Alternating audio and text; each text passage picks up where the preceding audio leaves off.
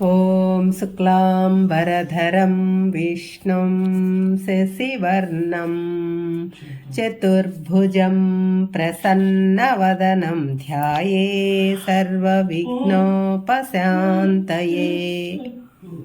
ఓం శ్రీకృష్ణ పరబ్రహ్మణే నమః. శ్రీమద్భగవద్గీత అథ సప్తదశోऽధ్యాయః. శ్రద్ధాత్రయ విభాగయోగః. భక్తి శ్రద్ధ అని మీరు భగవద్గీతలో తరచూ వింటూ ఉన్నారు. ఒక పనిని ఏకాగ్రతతో ఆ పని చెయ్యాలి అనే ఏకైక లక్ష్యంతో చెయ్యటం శ్రద్ధ అని స్థూలంగా చెప్పుకున్నాం. మనలో ఉన్న 3 గుణాల మాదిరి ఈ శ్రద్ధ కూడా 3 భాగాలు: సాత్విక శ్రద్ధ, రాజసిక శ్రద్ధ, తామసిక శ్రద్ధ. ఈ అధ్యాయంలో శ్రద్ధ గురించే కాకుండా ఇంకా ఇతర విషయాల గురించి కూడా చక్కగా వివరించారు పరమాత్మ. మనం ఏ పని చేసినా శాస్త్రములో చెప్పబడిన ప్రకారం చెయ్యాలి. శ్రద్ధతో భక్తితో చెయ్యాలి. ఈ రెండూ ఉంటేనే ఆ కార్యం సఫలం అవుతుంది. కేవలం అమితమైన శ్రద్ధతో శాస్త్ర విరుద్ధంగా సంఘ విద్రోహకర కార్యాలు చేస్తే అటువంటి శ్రద్ధను ఏమంటారు? ఇదే ప్రశ్నను అర్జునుడు అడుగుతున్నారు. 16 అధ్యాయాలు పూర్తి చేసుకొని 17వ అధ్యాయంలోకి వచ్చాం. మొదటి శ్లోకం. అర్జున ఉవాచ ఏ శాస్త్రవిధిముత్సృజ్య యజంతే శ్రద్ధయాన్వితాః తేషాం నిష్ఠా తు కా కృష్ణ సత్వమాహో రజస్తమః. ఓ అర్జున, ఎవరైతే శాస్త్ర విధి విధానాలను విడిచిపెట్టి కేవలం శ్రద్ధతో నిష్ఠతో కార్యదీక్షతో వారి ఇష్టం వచ్చిన విధానంలో కర్మలు, పూజలు, యజ్ఞములు, వ్రతములు చేస్తారో అవి సాత్వికమా, రాజసికమా లేక తామసికమా, వాటిని ఏమంటారు అని అడిగారు. కృష్ణ, లోకంలో మానవులు ఎన్నో యజ్ఞయాగాలు, పూజలు, వ్రతాలు, వేదాలు, శాస్త్రాలు చెప్పిన మాదిరి భక్తి శ్రద్ధతో నిష్ఠతో చేస్తుంటారు. కానీ కొంతమందికి వేదములతో కానీ శాస్త్రములతో కానీ పరిచయం ఉండదు. వారికి శాస్త్రములు చదివే అవకాశం, శాస్త్రములలో చెప్పబడిన విధి విధానములు తెలుసుకునే తెలివితేటలు ఉండవు. కారణం ఆ భాష రాకపోవటమో, చదివే అవకాశం లేకపోవటమో, శాస్త్రములు వారికి అందుబాటులో లేకపోవటమో, లేక నిర్లక్ష్యమో ఏదైనా కారణం కావచ్చు. అటువంటి వారు శాస్త్రములలో చెప్పబడిన విధి విధానముల ప్రకారం కాకుండా శాస్త్రములో చెప్పబడిన విధి విధానములను వదిలిపెట్టి తమకు తెలిసిన ఆచార వ్యవహారములను బట్టి లేక పురోహితులు చెప్పినట్టు అమితమైన శ్రద్ధాభక్తి నిష్టలతో చేస్తుంటారు. అటువంటి వారి శ్రద్ధ ఎటువంటిది? దానిని ఏమంటారు? వారి శ్రద్ధ నిష్ఠ సత్వమా, రజస్సామ, తమస్సా? అటువంటి వారి శ్రద్ధ భక్తులతో చేసిన ఈ యాగములు, పూజలు ఫలితాలను ఇస్తాయా? లేక అవి అన్నీ నిష్ఫలమేనా? వాటికి ఎటువంటి ఫలితం లభించదా?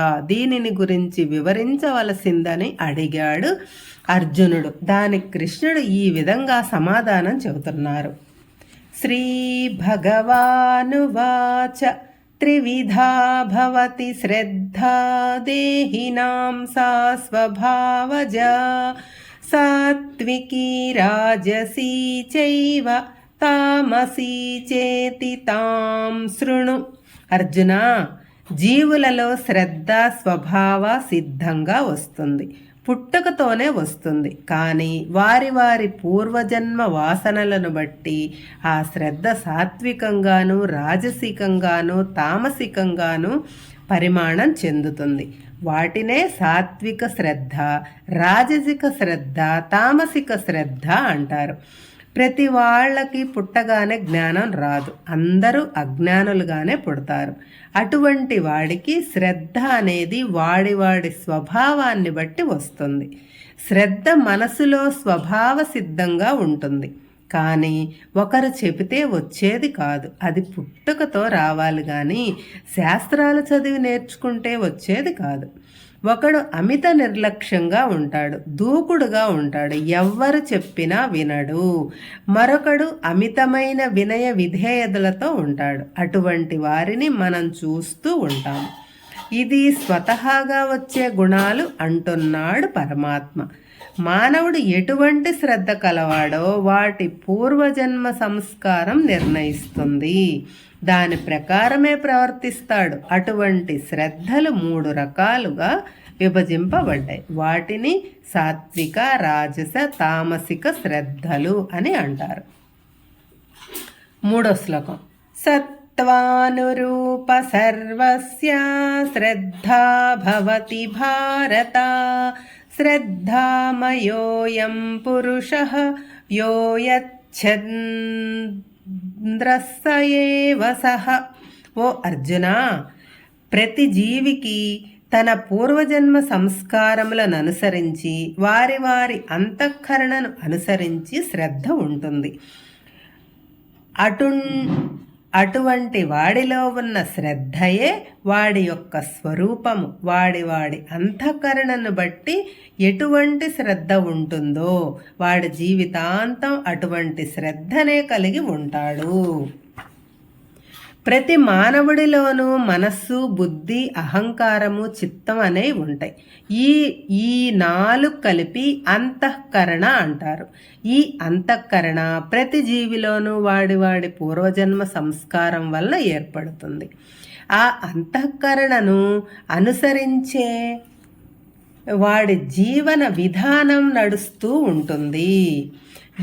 ఎవడు తన పూర్వ జన్మ నుంచి ఎటువంటి శ్రద్ధను, సంస్కారమును తెచ్చుకుంటాడో జీవితాంతం అటువంటి శ్రద్ధనే కలిగి ఉంటాడు.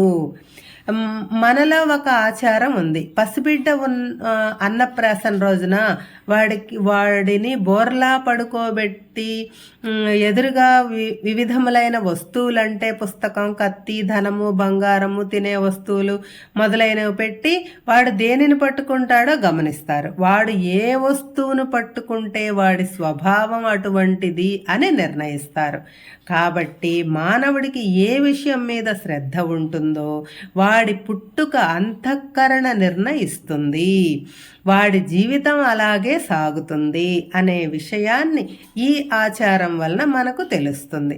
మరి వాడు మారతాడా? వాడిలో పుట్టుకతో వచ్చిన శ్రద్ధ కాలానుగుణంగా మారుతుందా, మారే అవకాశం ఉందా అనేది తరువాతి శ్లోకాలలో వివరించాడు పరమాత్మ.